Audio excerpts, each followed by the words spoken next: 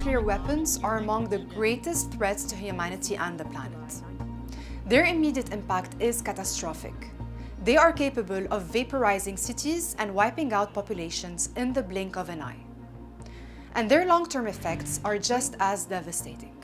Entire regions could become uninhabitable wastelands. Radiation seeps into the soil, water, and air, contaminating ecosystems for decades, even centuries. It mutates plant life, poisons food chains, and causes widespread die-offs of animals. And those who survive the initial blast may still face a lifetime of suffering, from chronic illnesses, cancer, infertility, and birth defects. Today, 9 countries possess nuclear weapons: the US, Russia, China, France, the UK, Pakistan, India, North Korea, and the Israeli entity. There have been moments when the world stood on the brink of nuclear war. However, only one country has ever used nuclear weapons. In 1945, the US dropped atomic bombs on Hiroshima and Nagasaki. And yet, the US positions itself as the world's nuclear watchdog, dictating who can build, who must disarm, and who gets punished for even having the capability to develop nuclear power, all under the pretense of maintaining world peace and security. But behind this self-appointed role lies a troubling reality.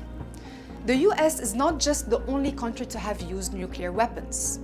It built its arsenal through deception.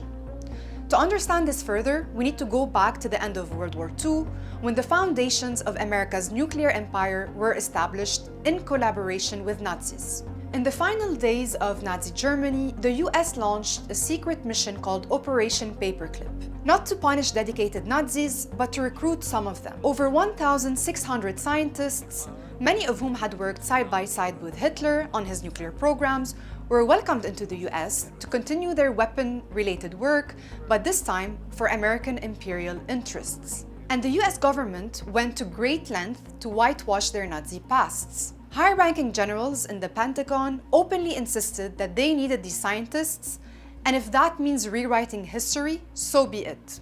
One of the most prominent recruits was Wernher von Braun, who was later celebrated as a key architect of NASA's space program. But before that, he was an SS officer who oversaw an underground weapons facility built with forced labor from the Buchenwald concentration camp. And the absurdity didn't stop there. Around the same time, from the mid-40s through the early 70s, US officials were secretly conducting radiation experiments on human beings, without their consent or knowledge. During the Manhattan Project, the US government program aimed at developing the first atomic bombs, secret experiments were conducted not only on animals, like dogs, rats, and rabbits, but also on human beings. Dozens of Americans were unknowingly used as test subjects and injected with radioactive plutonium. One of the youngest victims was a 4-year-old boy who died just months after exposure. What began as covert experiments on individuals soon expanded to whole populations. Vast regions were transformed into sacrifice zones, as all nuclear powers were detonating bombs to test their weapons and dumping radioactive waste, often on lands that were colonized and inhabited by indigenous, Black, and brown communities. France tested its nuclear bombs in Algeria and Polynesia, Britain conducted tests on Aboriginal lands in Australia, and the US ran tests in the Marshall Islands. In fact, for decades, the Pacific has been treated as the West nuclear laboratory.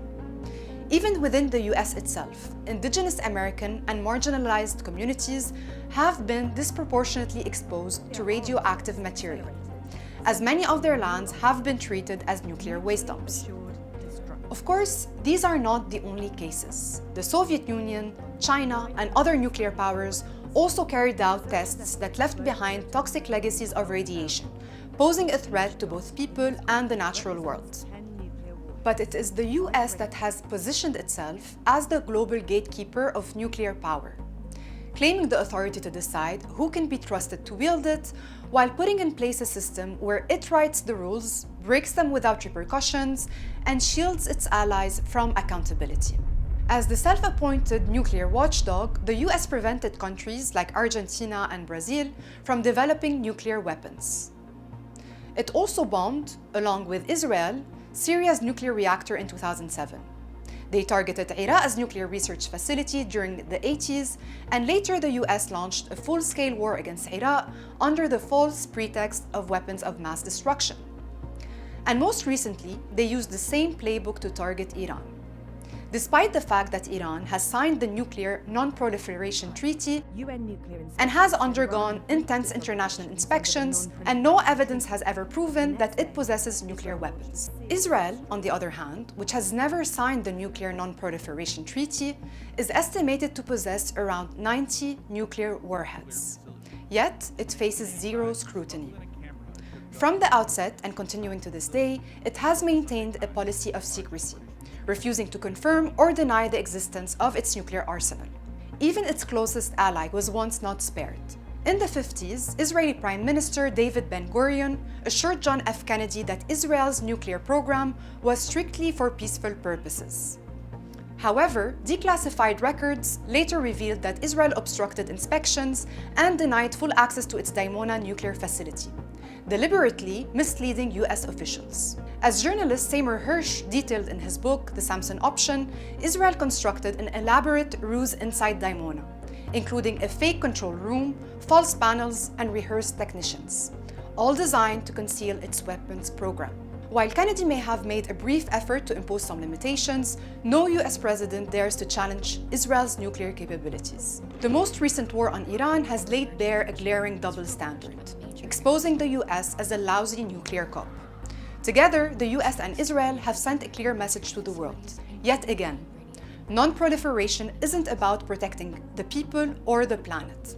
It's about preserving a nuclear hierarchy and sustaining an unjust global order built on hypocrisy.